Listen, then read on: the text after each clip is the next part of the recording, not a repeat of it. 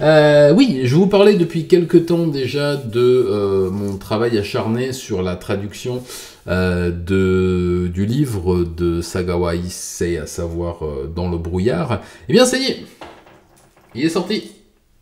Le voici, le voilà. Le voilà. Donc tout frais sorti, je l'ai reçu ce matin. Non, je vais pas vous montrer l'image qu'il y a derrière, parce que sinon je pense que le live va s'arrêter tout de suite. Mais le voilà enfin sorti. Le voilà enfin sorti chez Serial Pleasures. Voilà, Kiri no Naka de Sagawa Issei.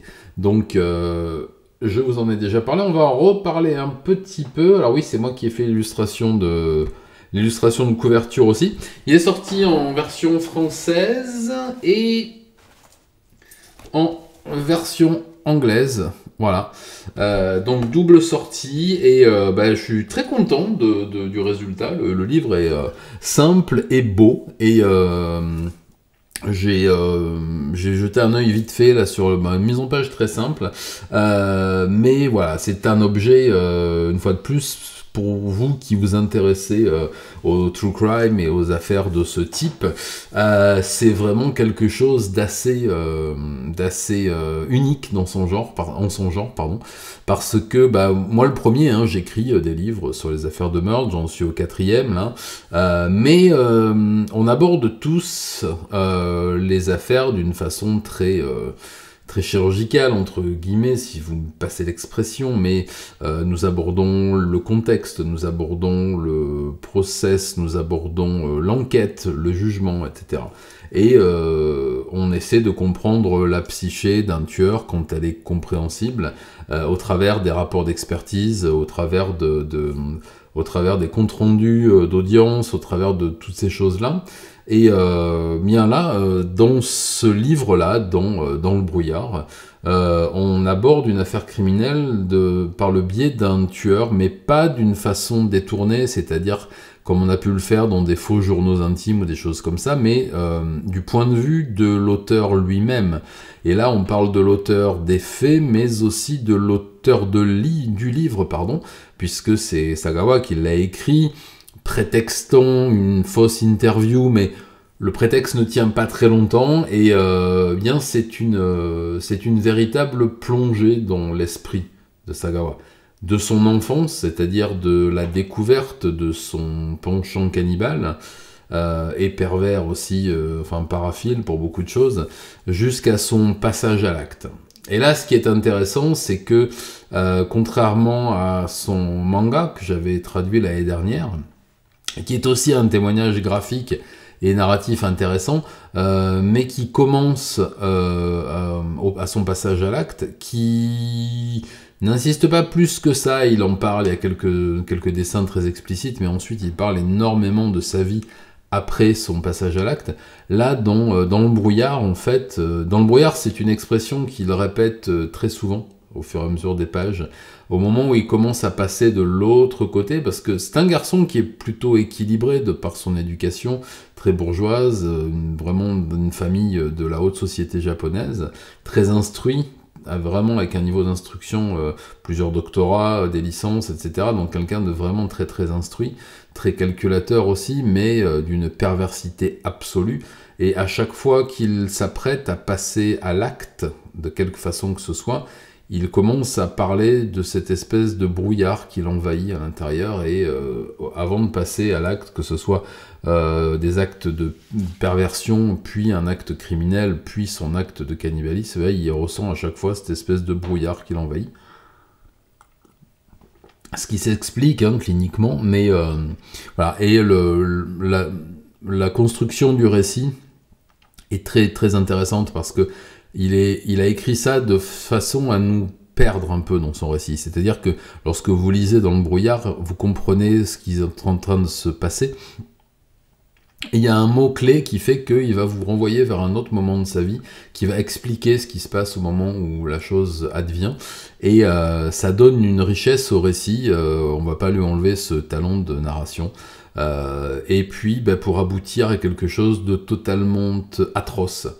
Je crois que j'ai jamais lu et encore mieux plus écrit, puisque j'ai dû adapter le livre, donc j'ai traduit et adapté. Je crois que j'ai jamais lu des descriptions aussi horribles, d'une froideur absolue, que ce soit dans toutes les phases du meurtre, de la consommation de la viande, comme il l'appelle, puis de la désécration du corps, et de, je sais plus comment on dit en français maintenant, mais voilà. Enfin bon, c'est un récit vraiment indispensable si on s'intéresse à ce genre de choses, parce que bah, c'est, je pense, la synthèse de tout ce qu'on a envie de savoir quand on étudie une affaire criminelle.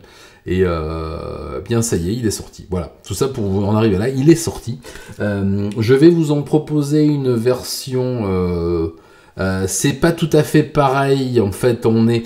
Albert Fish, en fait, on est bien sûr que c'est horrible et il y a des choses immondes à lire, etc. Mais on n'a pas le détachement. Alors Sagawa n'est pas un tueur en série, hein, il n'a commis qu'un seul meurtre a priori, mais Sagawa a pensé sa vie comme une espèce d'œuvre d'art totale et il théorise son meurtre depuis son enfance, quasiment, parce que depuis l'enfance, depuis l'école primaire, il en parle à ses amis, il a envie de tuer quelqu'un, de manger quelqu'un, et mais on vous en parlera en détail jeudi soir. Je vous rappelle que Nico est mon invité, donc Nico Clos, mon éditeur et camarade et ami, qui publie le livre, et il viendra en parler avec moi jeudi soir. Donc si vous avez des questions à poser à ce sujet, eh bien...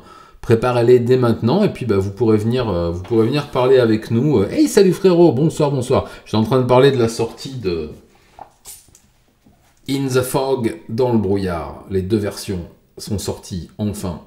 Et donc, jeudi soir, ouais, donc Nico viendra nous en parler, vous pourrez lui poser vos questions, et si vous avez envie de lui poser des questions par rapport à la vie de Sagawa, donc avec qui il a correspondu pendant longtemps, hein, ils ont même travaillé ensemble sur des tableaux, voilà. Nico possède pas mal d'objets, de lettres, de correspondances, etc. de Sagawa, et puis bon, bah, ils se connaissaient par le biais de... Ils ont eu quelques histoires en plus assez marrantes. Je crois qu'ils se sont jamais rencontrés, mais ils ont failli. Puisque Sagawa l'avait même proposé de venir à l'époque, je crois, Nico habitait en Suède avec sa chérie, et Sagawa lui avait proposé de venir en Suède pour que Nico et sa copine le mangent, voilà. C'est une relation comme une autre, ça m'a toujours fait marrer cette anecdote, donc bon, on parlera de tout ça et de bien d'autres choses, on parlera peut-être aussi du processus de traduction, qui n'est pas quelque chose d'aussi simple que ce que l'on peut penser, voilà.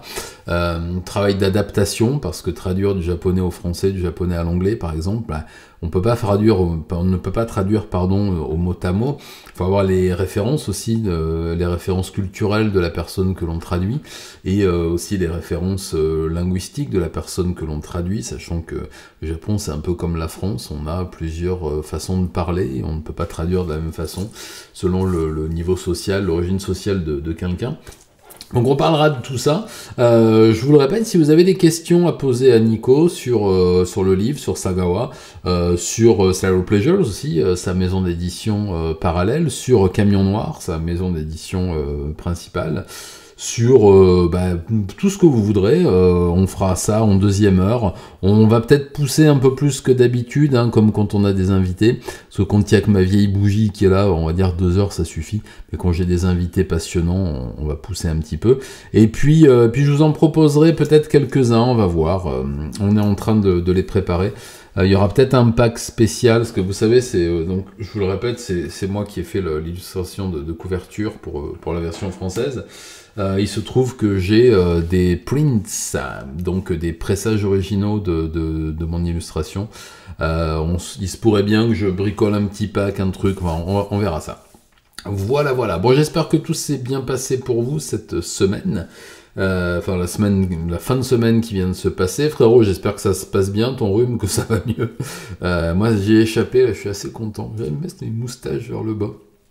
Je sais pas ce qu'il y a, des fois elle reblique comme ça, ça fait bizarre, on va pas faire ça.